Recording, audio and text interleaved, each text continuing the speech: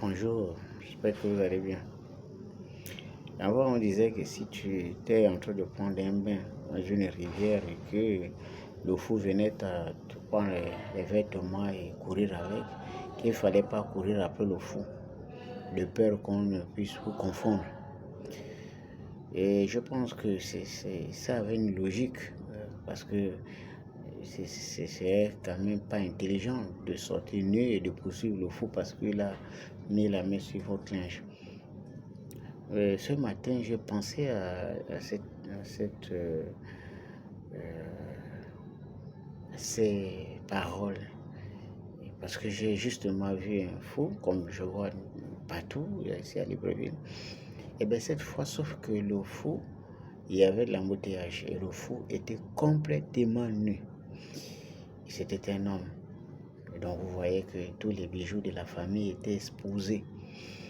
Mais dans la voiture, j'ai essayé de remarquer à gauche comme à droite, il y avait des enfants de 6, 2 ans, 3 ans, 5 ans. Ça comptait les lycéens et même ceux de l'université qui se rendaient à l'école. Et d'autres étaient avec les parents dans la même voiture. Et bien le fou faisait des va-et-vient en traversant la route. On est dans l'embouteillage.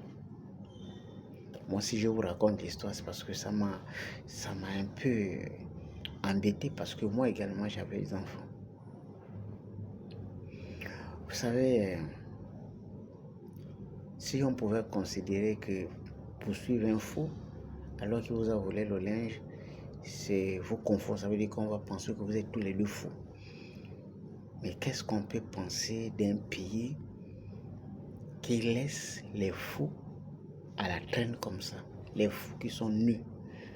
Les femmes, on voit les bijoux des familles de l'homme, on voit le truc de la femme, comme ça, devant les enfants qui se rendent à l'école. Comme ce fou-là qui a squatté les locaux de l'université vers la bibliothèque. Comment on peut accepter ça? Comment on peut accepter? On empêche aux enfants d'aller sur la pornographie parce que dans les réseaux sociaux, il faut maintenir un minimum d'éducation.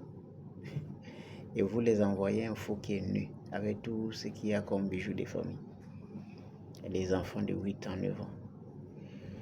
Est-ce que par hasard, c'est pas une façon de dire que nous sommes au même niveau, mentalement parlant, que ces fous-là? Parce que si on n'arrive plus à prendre conscience que l'autre a perdu la raison et qu'il faut mettre en sécurité, ne fût-ce que pour le bien des plus jeunes, ça veut dire que nous aussi, on a perdu un peu la raison. C'est dommage. Ça m'a vexé. Ça m'a un peu embêté. Mais bien, j'espère que nous ne sommes pas tous devenus fous dans ce pays et qu'il y a encore un peu de l'humanité et il y a un peu de raison en nous, parce que c'est les autres qui ont perdu la raison. On espère qu'on a encore un peu de raison en nous pour distinguer les choses. Parce que les fous là ne sont pas plus de 300 dans cette ville, pas plus de 300.